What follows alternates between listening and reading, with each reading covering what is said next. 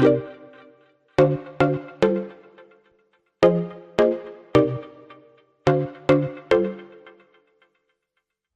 recommend untuk kawan-kawan saya di sini yang masih single, boleh buat kat sini. Ya, saya recommend, especially Rumah Abang Jamil. Hadirmu telah merubah semua cara dan tingkahku. Alhamdulillah, dah lega. First of all, I think big thanks to Noor, especially event manager daripada awal first day datang review these places and then choose this. Kita orang tak menyesal pilih Rumah Abang Jamil, especially Rumah Abang Jamil Kepahat. Thanks to Noor again, banyak bagi courtesy pada kita orang, kemudahan untuk kita orang, for the family and easy for us lah for our wedding. Thank you so much. Akhirnya kita bisa bersama ke hari tua penantian berharga. Ku tak lagi menemani malam.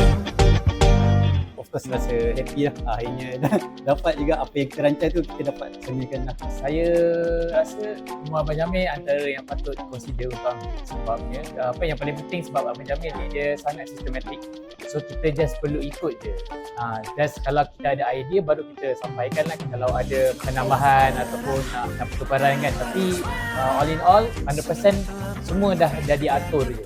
So mudah untuk kami follow daripada A to Z lah. So alhamdulillah lah. So ada majlis berjalan dengan lancar. Sama juga macam saya. So alhamdulillah sepanjang tu proses semua mudah lah.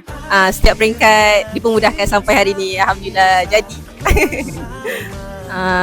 Sebab saya memang orang sini dan kita tahu venue ni cuma saya sendiri tak pernah datang. Walaupun sebagai jemputan. So bila kita dapat buat majlis kat sini, rasa happy lah. Venue ni sangat selesa dan bila tanya tetamu pun semua selesa. Rasa macam dekat rumah. Dari segi tempat venue-nya saya sangat teruja lah sebab saya pernah juga hadir di beberapa cawangan Rumah Abang Jamil tempat lain. So setiap daripada cawangan tu ada kelebihan masing-masing lah. Dan saya rasa ini yang terbaik yang saya pernah jumpa sebab dia sangatlah luas dan dia sangat convenient untuk semua dan rumah dia pun cantik. 11 21 Ingat kenduri, ingat Rumah Abang Jamil. Ingat kenduri, ingat Rumah Abang Jamil.